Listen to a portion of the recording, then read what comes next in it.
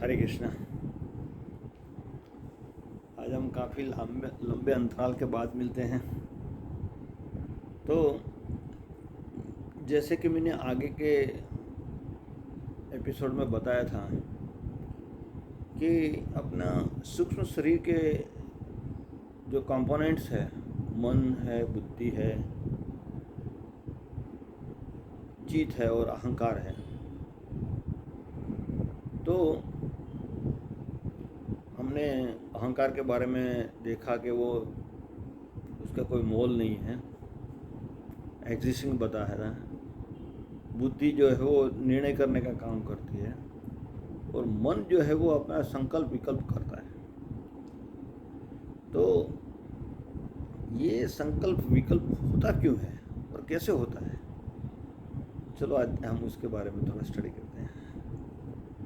तो मन जो है वो भगवान का न्यूट्रल पार्ट है, इसलिए संकल्प भी करता है, विकल्प भी करता है और फिर बुद्धि निर्णय लेती है, इसके बाद डिसीजन बनता है। तो सारी जो जड़ है, प्रॉब्लम्स की जड़ जो है वो मन है। क्योंकि अच्छा सोचेगा तो ही अपना अच्छा फल मिलेगा, अगर बुरा सोचेगा तो बुरा मिलेगा। जैसे भगवान भी बोलते हैं कि अगर मन ही तुम्हारा मित्र है और मन ही तुम्हारा दुश्मन है, तो दुश्मन ना बने इसके लिए उसको पकड़ में रहना चाहिए मन को। ऐसा बहुत शास्त्र में भी हमने सुना है, पढ़ा भी है कि मन बहुत चंचल है। तो मन चंचल क्यों है? क्योंकि जो मन है वो उसका भी 3 कंपोनेंट से बना हुआ है। मन भी अकेला नहीं है कि एक ही चीज़ है, ऐसा नहीं है। तो मन जो है वो एक कंपोनेंट है उसका विचार, दूसरा कंपोनेंट जो है वो चेतना है, उसके साथ जुड़ा हुआ है। तो चेतना भी उसके अंदर पार्ट ले रहा है। और तीसरा कंपोनेंट है उसका स्मृति है। ये तीनों का मंथन चलता है और संकल्प विकल्प करता रहता है, अच्छा बुरा वो माइंड में चलता ही रहता है, मनोमंथन। क्योंकि ये सब इंटर कनेक्टेड है। तो जो चैतन्य शक्ति है, चेतना शक्ति जो है वो अंदर का पार्ट है, शरीर के अंदर का पार्ट। तो अंदर जो है उसके ऊपर हम कोई वर्कआउट नहीं कर सकते। दूसरा है अपना बुद्धि है, स्मृति है। तो ये स्मृति के अंदर भी हम कोई कंट्रोल नहीं है कि हम कुछ याद रखें, कुछ निकाल दें, अच्छा रखें, बुरा रखें, कोई कंट्रोल नहीं है। और आता है विचार। अब विचार तो बाहर से आता है, उसको कैसे कंट्रोल किया जाए? तो मन के अगर तीनों कंपोनेंट में देखें तो साइंस ऐसा बोलता है कि पूरे दिन में अपने को विचार कितना दे, 50,000 से 60,000 विचार आते हैं।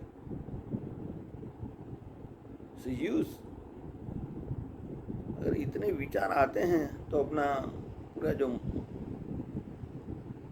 मन है वो तो पूरा बिजी रहता है। विचार आते हैं, कुछ भी नहीं करोगे विचार आते रहते हैं। तो हम अपने बारे में अच्छा कैसे सोचें? क्योंकि वो जो आता है वो तो आता ही रहता है, बॉम्बार्डिंग करता ही रहता है, आपको माइंड को डिस्टर्ब करते हैं। उनमें अभी कुछ भी करते हो तो थोड़ी देर आएगा कि मोबाइल आएगा तो उसके ऊपर हम देखने लगेगा, तो फिर कोई घंटी बजाए तो वहाँ दे चला जाएगा। तो ये क्या, जो विचार जो है वो बार बार पूरे सिस्टम को डिस्टर्ब कर देता है। तो ये विचारों को काबू में करेंगे हम तो अपना मन काबू में होता है। साइंस बता रहे 50,000 से 60,000 आता है, तो उसको कैसे कंट्रोल किया जाए? अगर वो कंट्रोल होगा तो ही आगे मन की बात हो सकती है, अदरवाइज तो कोई पॉसिबिलिटी नहीं है। क्योंकि वो तो जो स्मृति है, वो चेतना शक्ति, वो तो इंटरनल पार्ट है। तो जो बाहर से आता है वो क्या है? विचार। और हम भी बोलते हैं ना विचार आया, विचार अंदर से जनरेट हुआ ऐसा नहीं बोलते हैं, विचार आता है ऐसा बोलते हैं। और ऊपर से ऐसा भी बोलते हैं कि बाहर ऐसा आता है। तो अपना साइन भी ऐसा बोलते हैं, बाहर ऊपर से आता है ऐसा। हम ऐसा आता है ऐसा तो कभी नहीं बोलते हैं, तो विचार आता है ऐसा, तो मतलब ब्रह्मांड से आता है,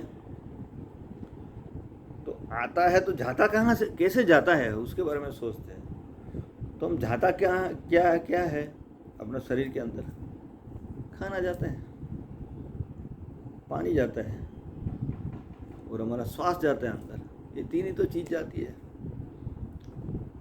तो विचारों से उसका क्या तालमेल है देखते हैं। तो जैसे हम खाना खाते हैं, अगर हमने खाना रोक दिया तो क्या विचार रुक जाता है? नहीं रुकता है। हम पानी पीते हैं, पानी को अगर पीना बंद कर दे तो विचार रुक जाता है? नहीं रुकता है। अगर हम श्वास को रोक दे तो विचार रुक जाता है? चलो प्रयोग करके देखते हैं। एक ऊंडा श्वास लेते हैं और उसको रोकते हैं और देखते हैं क्या होता है।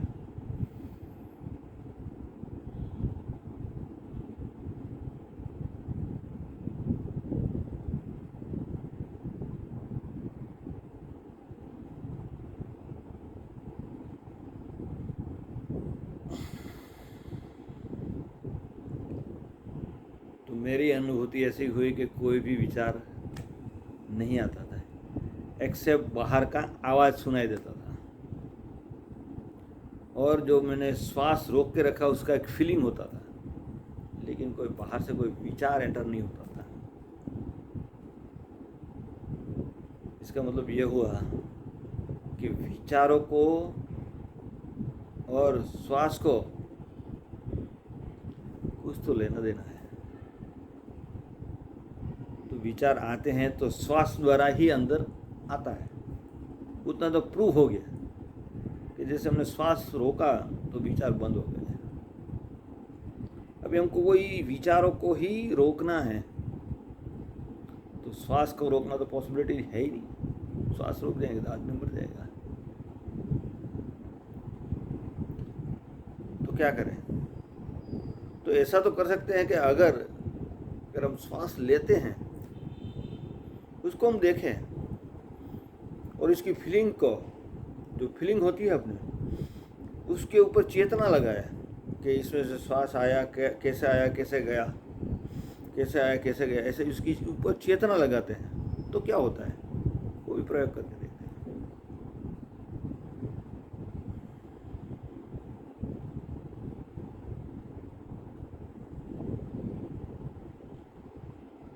तो श्वास बंद, जैसे श्वास बंद हो जाता है तो विचार रुक जाता है, ऐसे श्वासोश्वास में अगर अपनी चेतना लगाते हैं तब भी विचार बंद हो जाता है। आप भी प्रयोग करके देखो। तो ये जो अगर विचारों को कंट्रोल करना है तो अपने श्वास को कंट्रोल करना है, और श्वास को कंट्रोल करना है, साथ में उसकी चेतना पे कैसे आता है वो लगाना है।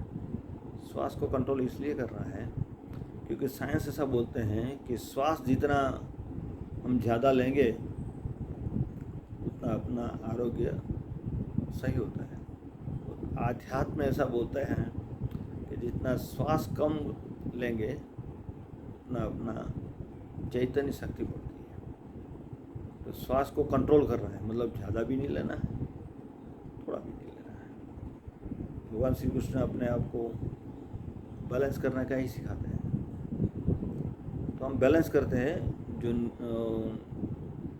नियमित जैसे श्वास लेते हैं ऐसा ही लेते हैं, और अपने को श्वास के ऊपर अपना कॉन्सेंट्रेशन लगाते हैं तो अपना मन शांत हो जाता है। तो यही मेडिटेशन है।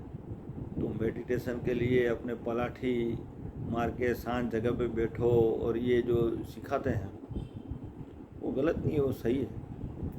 लेकिन मेरा ऐसा मानना है कि अगर मन को शांत करना है तो हम कहीं भी बैठे, कोई भी चीज़ करता है, लेकिन अगर अपना श्वासोश्वास क्रिया पे अब कहीं भी बैठे हो, कुछ भी करते हो, लेकिन श्वासोश्वास की क्रिया पर अगर हम ध्यान देंगे और उसको देखेंगे, उसकी चित्त लगाएंगे, तो मन ऑटोमेटिक शांत हो जाएगा।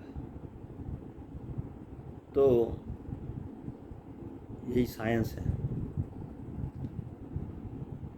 जितने भी अपने धर्म गुरु वगैरह है वो अपने को मेडिटेशन करना सिखाते हैं, सांसों को कंट्रोल करना सिखाते हैं और योग करना का भी सिखाते हैं। कोई लोग तो उसका क्लासेस ले पैसे भी कमाते हैं, लेकिन अल्टीमेटली ये नहीं बोलते हैं कि ये करने से होता क्या है। ये करने से नो डाउट अपने को मन शांत होता है, क्योंकि श्वास के साथ विचारों को लेना देना है, विचारों को कंट्रोल करना है, तो मन शांत होता है। वो कभी नहीं बताएगा। अगर वो बता दिया तो अपने आप घर पे बैठे के भी आप मन को शांत कर सकते हैं, तो उसका क्लास नहीं चलेगा। तो मन को शांत करना है तो अपने हाथ में चीज़ है वो, इसमें कोई भी रॉकेट साइंस नहीं है। जितने भी महापुरुष हो गए जो भगवान की प्राप्ति किया, उन लोगों ने यही काम किया है कि अपने श्वास के ऊपर ध्यान दिया और भगवान का स्मरण किया है। श्वास पे भी ध्यान दिया और भगवान का नाम बोला है, क्योंकि अपना human body at A time 2 कार्य कर सकते हैं। अगर श्वास पे ध्यान दिया और आपने बोला तो आप कर सकते हैं, एक साथ 3 नहीं कर सकते। जैसे आपका श्वास चालू है और उसमें ध्यान इस पे नहीं है तो आप 3 कार्य एक साथ कर सकते हो। अगर ध्यान को यहाँ लगाया, श्वास के ऊपर आता है जाता है उसके ऊपर, और दूसरा जो चेतनी है, दूसरा जो चेतना है वो अपने को यहीं मतलब लगाया अपने मतलब बोलने पे, स्मरण करने पे, तो एट ए टाइम 2 चीज़ें हो सकती है। तो यही साइंस है। आध्यात्म का भी साइंस यही है कि मन को काबू में करना है तो विचारों को काबू में करना है, और विचारों को काबू में करना है तो अपने को श्वासोश्वास पे ध्यान देना, वहाँ चित्त लगाना है। श्वासोश्वास करना नहीं है तो विचार चालू ही रहेगा, लेकिन वो श्वासोश्वास के ऊपर ध्यान देना है। कैसे श्वास आता है, क्या फीलिंग होती है, उसके ऊपर आप ध्यान दो तो मन ऑटोमेटिक शांत हो जाता है। बाकी इसमें कोई भी रॉकेट साइंस नहीं है। जितने भी धर्मगुरु है सब यही करते हैं। जो बड़े बड़े महान संत हो गए हैं वो यही कर गए हैं। आज लोगों ने इतना बड़ा ज्ञान जो है वो बताने के बजाय सब दुकानें खोल दी है, अलग अलग प्रैक्टिस कर के 4x4x4 4 सेकंड का श्वास लो, 4 सेकंड छोड़ो, श्वास रखो, 4 सेकंड फिर कोई बोलते हैं 7, 2, 8 करो। अलग अलग उसका डेफिनेशन बना के करते हैं, क्योंकि अल्टीमेटली ये जो ध्यान रहते हैं आपका श्वास के ऊपर तो माइंड शांति होता है। आप काउंट करने की ज़रूरत नहीं है। आप कहीं भी अपने आप को ध्यानस्थ कर सकते हो। अगर आप श्वास पे ध्यान दो और चेतना अपनी श्वास पे लगाओ तो बस, और दूसरा कुछ करने की ज़रूरत नहीं है। धीरे धीरे भगवान भी यही बोलते हैं कि इसके ये प्राणायाम का बहुत अच्छा श्लोक है। इसके ऊपर अध्याय 4 29 श्लोक है भगवद गीता का प्राणायाम के ऊपर। उसमें वो भगवान श्री कृष्ण यही बताते हैं कि प्राण और मतलब प्राण आया और प्राण गया, उसके ऊपर श्वासोश्वास के ऊपर ही आप ध्यान दो, वो बताया। लेकिन उससे मन कंट्रोल होता है वो कहीं लिखा नहीं है, लेकिन आज हम मान लेते हैं उससे मन कंट्रोल होता है। तो भगवान श्री कृष्ण बोल गए हैं वो सही है। तो मन कंट्रोल करने का एक ही रास्ता है, वो प्राणायाम, दूसरा कोई भी रास्ता नहीं है। प्राणायाम करने से मन को शांत किया जा सकता है। अगर मन शांत होता है तो इच्छा काबू में आती है, क्योंकि वो कंपोनेंट वो मन का ही पार्ट है। मन को काबू में रखा, काबू में किया तो इच्छा काबू में हो जाती है, और चेतना का भी अपने ऊपर काबू मिल जाता है। ये तीनों के ऊपर अपने को काबू मिल जाता है। मन पे काबू मिल जाता है तो इंद्रिय पे मिल जाता है, और इंद्रिय पे मिल जाता है तो पूरा आत्मा जागरूक होता है, ऐसा भगवान श्री कृष्ण बोलते हैं। तो यही हिडन है कि अपने को मन को शांत कैसे करना है विचारों के द्वारा, और विचारों को क्लोज कर कैसे करना है प्राणायाम के द्वारा। और प्राणायाम में उसमें चेतना लगाना है, सिर्फ प्राणायाम करना नहीं, वो चेतना अपने को प्राणायाम पे लगाना है तो मन ऑटोमेटिक शांत हो जाता है। इसमें कोई रॉकेट साइंस नहीं है। तो ये आज हमने ये देखा कि मन के कंपोनेंट क्या है और विचारों को कैसे काबू किया जाए, और इसके ऊपर हम प्रैक्टिस करेंगे। मैंने 1 हफ्ते से स्टार्ट किया है,